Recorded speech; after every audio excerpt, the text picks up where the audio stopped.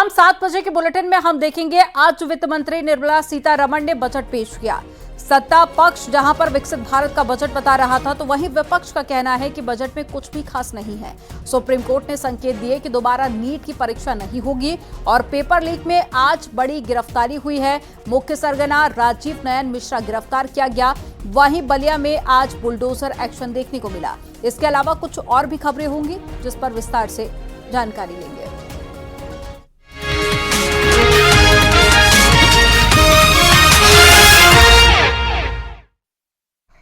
मोदी 3.0 सरकार का पहला बजट आज पेश हो गया है। केंद्रीय वित्त मंत्री निर्मला सीतारमण ने लगातार 7वीं बार बजट पेश करके नया रिकॉर्ड बनाया।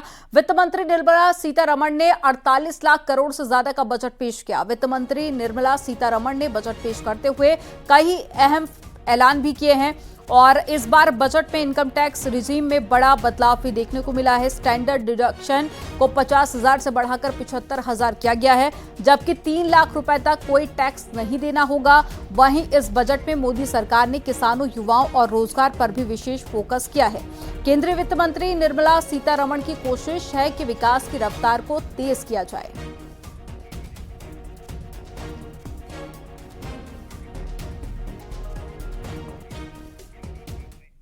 और चलिए अब आपको ग्राफिक्स के जरिए बताते हैं। किसान, युवा, महिला और साथ ही गरीबों पर जोर दिया गया है।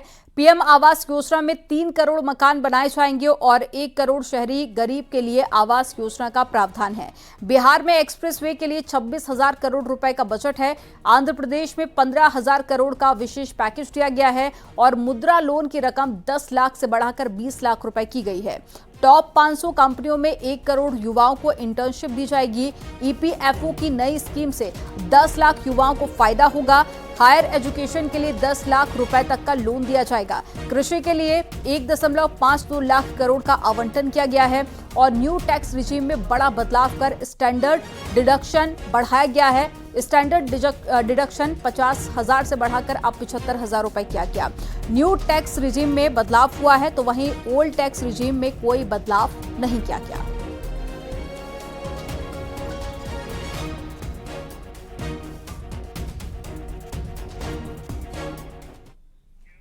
और अब जानते हैं कि आम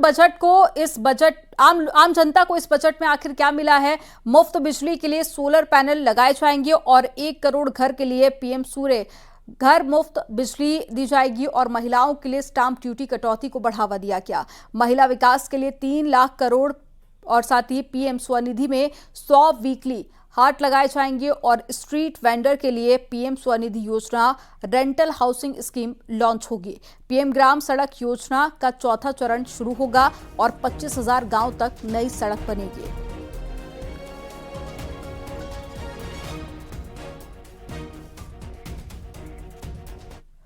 और प्रधानमंत्री मोदी ने बजट को आम लोगों को ताकत देने वाला बताया। प्रधानमंत्री मोदी ने कहा कि नौजवानों को अवसर देने वाले इस बजट से समाज के हर वर्ग को समृद्धि मिलेगी। ये बजट समाज के हर वर्ग को शक्ति देने वाला बजट है। ये देश के गांव, गरीब किसान को समृद्धि की राह पर ले जाने वाला बजट है। पिछले 10 वर्षों में 25 करोड़ लोग गरीबी से बाहर निकले हैं। ये जो न्यू मिडिल क्लास बना है, यह बजट उनके सशक्तिकरण की निरंतरता का बजट है। ये नौजवानों को अनगिनत नए अवसर देने वाला बजट है। इस बजट से शिक्षा और स्किल को नई स्केल मिलेगी। वहीं सीएम योगी ने कहा कि यह बजट सभी देशवासियों के लिए है। किसानों को बजट में खास राहत दी गई है। इस आम बजट में अंत्योदय की पावन भावना, विकास की असीम संभावना और नवोन्मेष की नवदृष्टि है। इस आम बजट में अन्नदाता किसानों की समृद्धि के लिए 1,52,000 करोड़ रुपए कृषि और सहायक सेक्टर के लिए, महिला सशक्तिकरण के लिए 3 लाख करोड़ रुपए से अधिक का प्रावधान किया गया है। स्वाभाविक रूप से आधी आबादी, देश के सबसे बड़े राज्य उत्तर प्रदेश की आधी आबादी इससे सर्वाधिक लाभान्वित होने वाली है। वहीं बीजेपी अध्यक्ष जेपी नड्डा ने इस बजट को लेकर कहा कि इस बजट में हर वर्ग का ध्यान रखा गया है। गरीबों के चेहरे पर खुशी देने वाला यह बजट है। इस बजट में मातृशक्ति आगे बढ़ने की अमिट छाप है, तो कृषि विकास एवं किसानों की खुशहाली का आधार भी है। इसमें नौजवानों को आगे बढ़ने के लिए खुला आसमान है, तो गरीबों के चेहरे पर लाने वाली मुस्कान भी है। यह बजट आत्मनिर्भर भारत की ऊर्जा से ओतप्रोत और एम्प्लॉयमेंट जनरेशन के प्रति समर्पित बजट है। और सपा के अध्यक्ष अखिलेश यादव ने कहा कि बजट से हर वर्ग को निराशा मिली है। सबसे ज्यादा निराश किसान है। देश के किसानों को कुछ नहीं मिला है। रोजगार को लेकर बजट में कुछ नहीं है। याद होगा आप सबको कि पिछली बार कहा था कि मंडी और एग्रीकल्चर इंफ्रास्ट्रक्चर के लिए स्ट्रेंथन करने के लिए लाखों करोड़ रुपए हैं। अगर वो इंफ्रास्ट्रक्चर स्ट्रेंथन हुआ था तो इसका मतलब किसान की आय दोगुनी होनी चाहिए या किसान की आय बढ़नी चाहिए थी, वो तो नहीं बढ़ी। तो किसान के साथ संकट पैदा किया इन्होंने। बेरोजगारी इन्होंने बढ़ाई है। 10 साल में जो इतनी बेरोजगारी बढ़ गई उसको कैसे कम करें, और वो भी आधी अधूरी नौकरी से। आप 2 साल की, 1 साल की या कुछ ट्रेनिंग करा करके नौकरी या रोजगार का सपना दिखा रहे हैं। देश का नौजवान अपना भविष्य बनाने के लिए पक्की नौकरी चाहता है। और सुप्रीम कोर्ट ने नीट मामले में फैसला सुरक्षित रखा है। सुप्रीम कोर्ट ने दोबारा से नीट परीक्षा नहीं कराने के संकेत दिए हैं। सुप्रीम कोर्ट ने अपनी टिप्पणी में कहा है कि परीक्षा रद्द करने की मांग सही नहीं है। सुप्रीम कोर्ट ने परीक्षा को लेकर कहा कि कुछ सेंटर पर ही संदेह है। मामले में सीबीआई ने स्टेटस रिपोर्ट दी है। दरअसल 4 जून को नीट का रिजल्ट आने के बाद में पेपर लीक को लेकर छात्रों ने प्रदर्शन किया था। नीट परीक्षा में 67 टॉपर आए हैं और साथ ही एक ही परीक्षा केंद्र से कई टॉपर भी मिले हैं, जिसके बाद में तमाम सवाल उठ रहे हैं। आज के फैसले में सुप्रीम कोर्ट ने कहा है कि क्योंकि इन्वेस्टिगेशन अभी पेंडिंग है सीबीआई के सामने, इसीलिए वो कोई भी रीनीट का डिसीजन नहीं ले रहे हैं, बिकॉज उसके बहुत सारे कॉन्सिक्वेंसेस भी होंगे। हमने बोला था बहुत सारे लोग ईडब्ल्यूएस कैटेगरी से हैं ना, उनको ट्रैवल करके एक सेंटर से दूसरे सेंटर जाना, there is an examination fee also, वो फीस देना, तो वो सारे मुद्दों को देखते हुए फिर से रीनीट बहुत हार्मफुल भी है। और मेजॉरिटी एक अगर इस साइड भी कुछ लोग हैं तो इस साइड भी कुछ लोग हैं।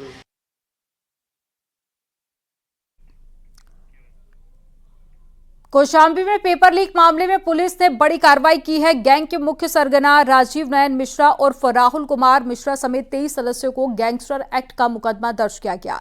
एसपी ने बताया कि गैंग का मुख्य सरगना राजीव नयन मिश्रा है, जो कि प्रयागराज के अमोरा गांव का रहने वाला है।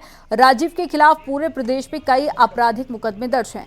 पुलिस के मुताबिक जिन अभियुक्तों पर गैंगस्टर एक्ट के तहत में कार्रवाई की गई, इनको एसटीएफ की मदद से गिरफ्तार कर जेल भेजा जा चुका है। शातिर अभ्यर्थियों से मनमाने ढंग से भारी पैसे वसूले जा रहे थे और इस गिरोह ने 11 फरवरी 2024 को लोक सेवा आयोग उत्तर प्रदेश की ओर से आयोजित की गई प्रतियोगी परीक्षा से संबंधित प्रश्न पत्र को परीक्षा तारीख से पहले ही आउट किया था। 15 फरवरी को इसी वर्ष 2024 में एक गैंग के खिलाफ मुकदमा मंझनपुर में लिखा गया था, जो पेपर लीक कराता था विभिन्न प्रतियोगी परीक्षाओं में, और जो इनोसेंट अभ्यर्थी थे उनसे उसके अगेंस्ट भारी धनराशि उगाही करता था। बाद में उसकी जब विवेचना हुई तो उसमें कुल 20 लोग और प्रकाश में आए। इस प्रकार से 23 अभियुक्त निकले। इसका जो सरगना है वो राजीव नयन मिश्रा है, जिसके खिलाफ इस जनपद में और इसके अतिरिक्त भी पूरे प्रदेश में कई मुकदमे दर्ज हैं। बलिया में रोहित पांडे हत्याकांड में बड़ी कार्रवाई हुई है। आरोपी के घर पर बुलडोजर चलाया गया।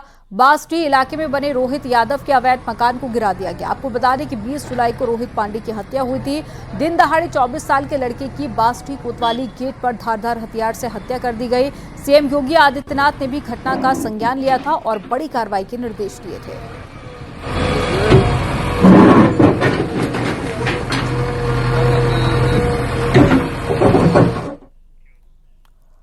और जौनपुर में एटीएस टीम ने छापेमारी कर एक शख्स को गिरफ्तार किया है। संदिग्ध गतिविधियों के चलते ये छापेमारी की गई। पकड़े गए शख्स अशरफ के पास से सिम और साथ ही कई संदिग्ध चीजें मिली हैं। अशरफ नेट वायरिंग का काम करता था और दुल्लीपुर गांव से गिरफ्तारी की गई है। तो एक बड़ी खबर आपको बता रहे हैं, सिम कार्ड और साथ ही कई संदिग्ध वस्तुएं भी मिली है। जौनपुर की एटीएस ने गिरफ्तारी की है और जो आप तस्वीर देख रहे हैं, इस व्यक्ति का नाम अशरफ बताया जा रहा है, जिससे सिम कार्ड और साथ ही कई संदिग्ध वस्तुएं भी टीम ने बरामद की है। अमरोहा में डीसीएम ने स्कूटी सवार को रौंद दिया। घटना गजरोला में नेशनल हाईवे 9 की है। स्कूटी डीसीएम के नीचे फंस गई थी, जिससे कि स्कूटी सवार की मौके पर ही मौत हो गई। घटना के बाद में ड्राइवर डीसीएम छोड़कर फरार हो गया। वहीं अलीगढ़ में बेकाबू ट्रक ने 9 गाड़ियों को टक्कर मार दी। ट्रक ने बस, 3 कार, टैंकर और साथ ही बाइक को रौंद दिया। हादसे में 12 लोग घायल हो गए हैं। घटना के बाद में गुस्साए लोगों ने ट्रक ड्राइवर को पीटा और पुलिस के हवाले कर दिया। घटना NH 91 रिंग रोड की है।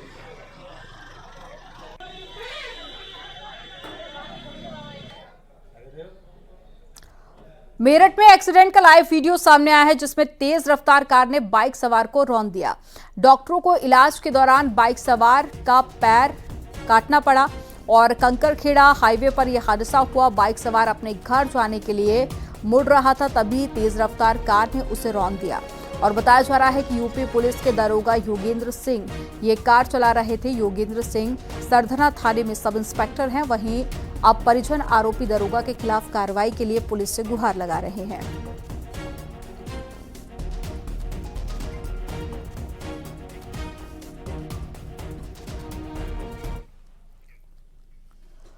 और झांसी में बाइक सवार को ट्रैक्टर ने टक्कर मार दी, फिर बाइक सवार के ऊपर से गुजर गया। घटना चित्रा चौराहे की है। घटना का सीसीटीवी फुटेज भी सामने आया। मृतक टिफिन सर्विस का काम करता था और टिफिन बांटकर घर लौट रहा था। जैसे ही बाइक सवार ब्रिज से नीचे उतरा, पीछे से आ रहे ट्रैक्टर ने टक्कर मार दी, जिससे बाइक सवार की मौके पर ही मौत हो गई। पुलिस ने हादसे का बाद में ट्रैक्टर ड्राइवर को हिरासत में ले लिया। सेंटर चालू किया, उसी से हम लोगों का भरण पोषण होता था। उनके 2 बच्चे, बीवी, मैं, मेरी बीवी, इतने आदमियों को भरण पोषण होगा। कितने बच्चे हैं आपके? मेरे 3 बच्चे, 2 लड़के, 1 लड़की थी। ये बड़ा वाला था? ये बड़ा वाला था।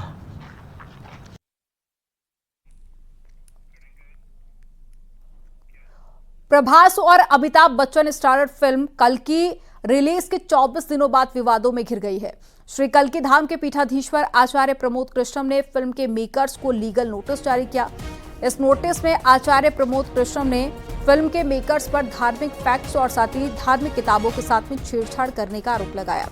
प्रमोद कृष्णम ने कहा कि इस फिल्म ने धार्मिक भावनाओं को ठेस पहुंचाई है।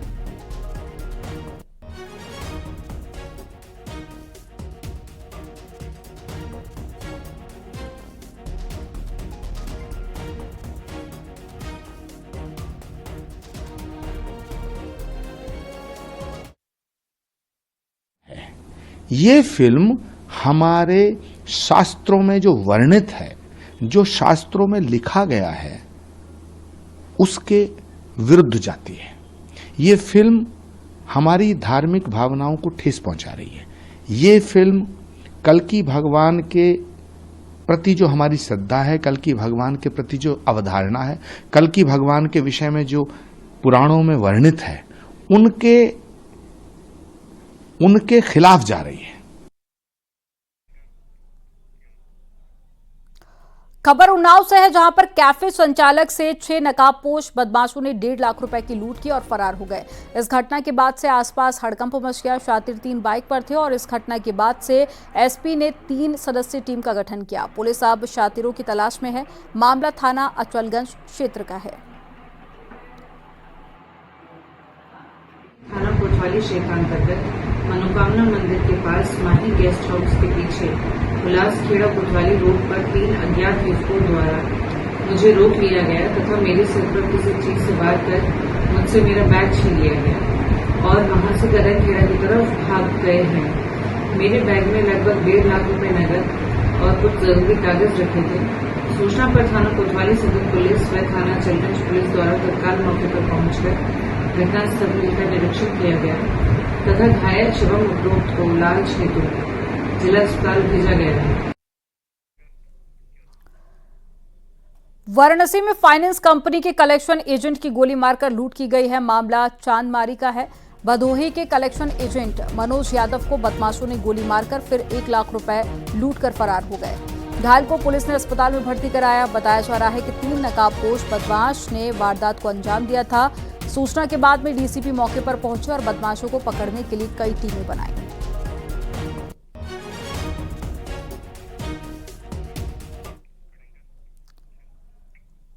अयोध्या में एसडीआरएफ के जवान देवदूत बनकर आए हैं। सरयू नदी में नहाते समय एक शख्स तेज बहाव में फंस गया, जिसके बाद में नया घाट पर तैनात एसडीआरएफ के जवानों ने शख्स का रेस्क्यू किया। बस्ती के रहने वाले विद्याशंकर अयोध्या आए थे और सरयू में नहाते समय अचानक तेज बहाव में बहने लगी। गनीमत इस बात की रही कि मौके पर मौजूद एसडीआरएफ की टीम ने उन्हें बचा लिया।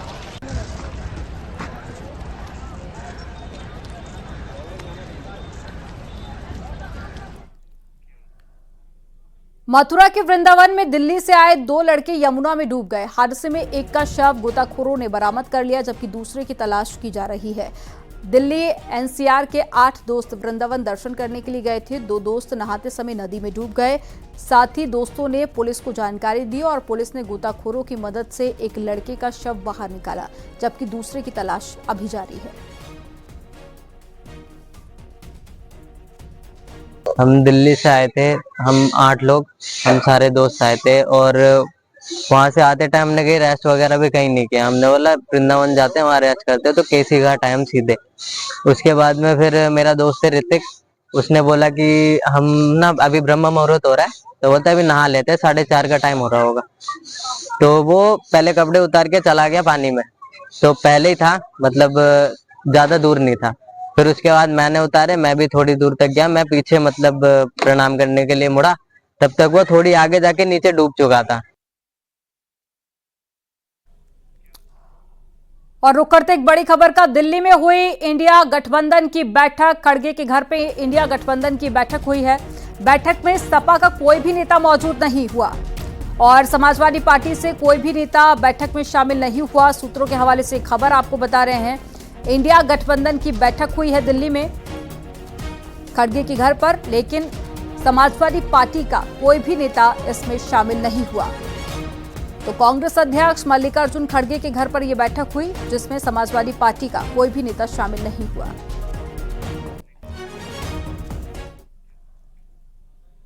मथुरा के श्री कृष्ण जन्म स्थान शाही ईदगाह पर तैनात पीएसी जवान की संदिग्ध हालत में गोली लगने से मौत हो गई।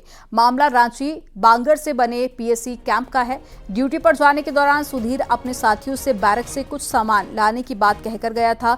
कुछ देर बाद में तेज आवाज आई और मौके पर पहुंचे साथी जवानों को सुधीर लहूलुहान हालत में पड़ा मिला। सुधीर के सिर से खून निकल रहा था।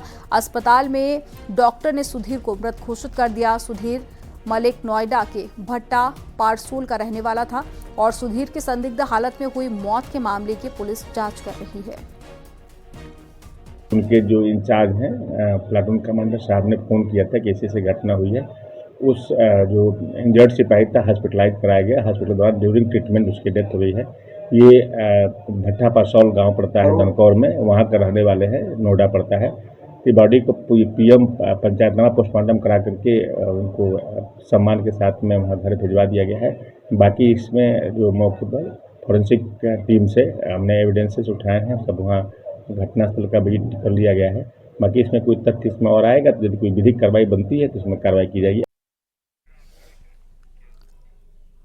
खबर चंदौली से है। खेत से लौट रहे लड़के को 3 बदमाशों ने गोली मार दी। लड़के को आनन फानन में वाराणसी के एक निजी अस्पताल में भर्ती कराया गया। वहीं घटना की सूचना पर पुलिस अधिकारी मौके पर पहुंचे।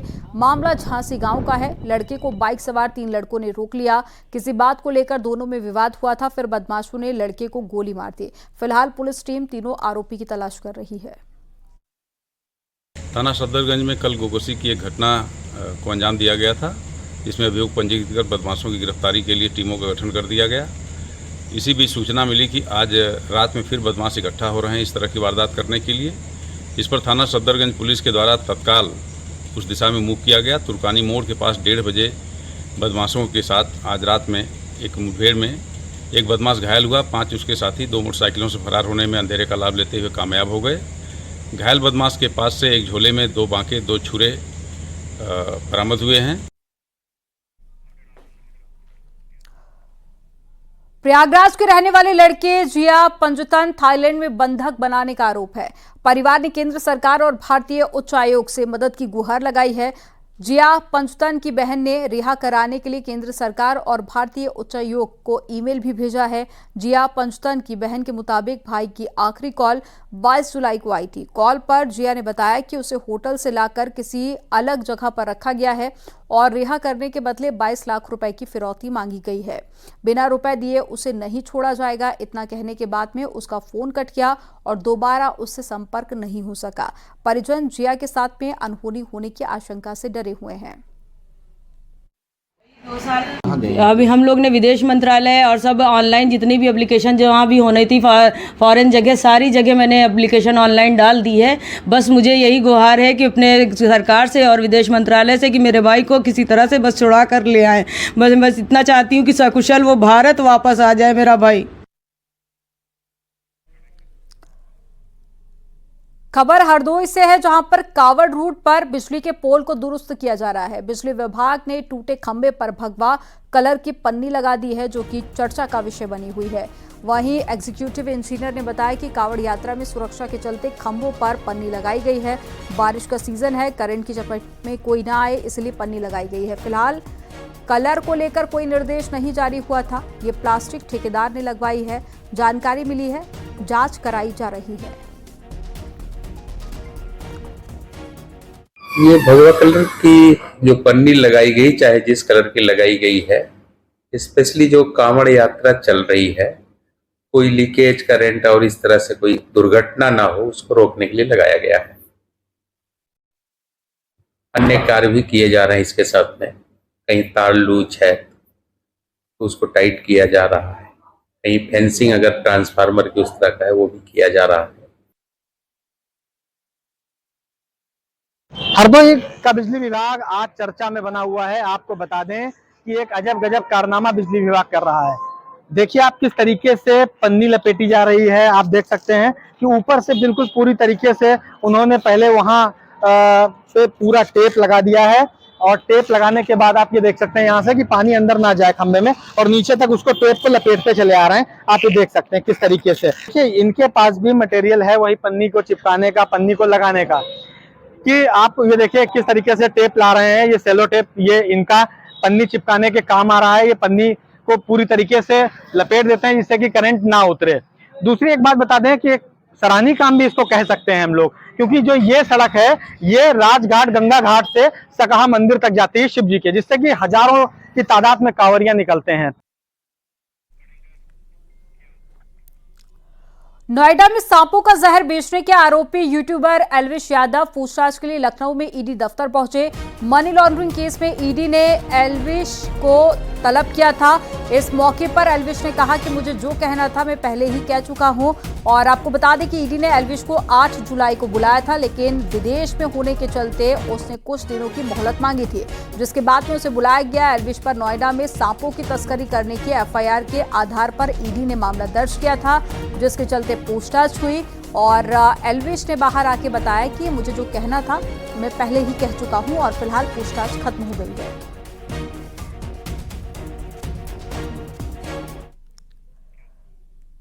कौशाम्बी में 9 साल की बच्ची की बेरहमी से पिटाई की गई। इलाज के दौरान बच्ची ने अस्पताल में दम तोड़ दिया। मामला तिवारी के पुरवा गांव का है। जानवरों को चराने को लेकर विवाद हुआ था। 3 लोगों ने बच्ची को लाठियों से पीटा। बच्ची के चाचा ने 3 लोगों के खिलाफ मुकदमा दर्ज कराया। पुलिस ने तीनों आरोपियों को जेल भेज दिया। यह क्या पूरा मामला?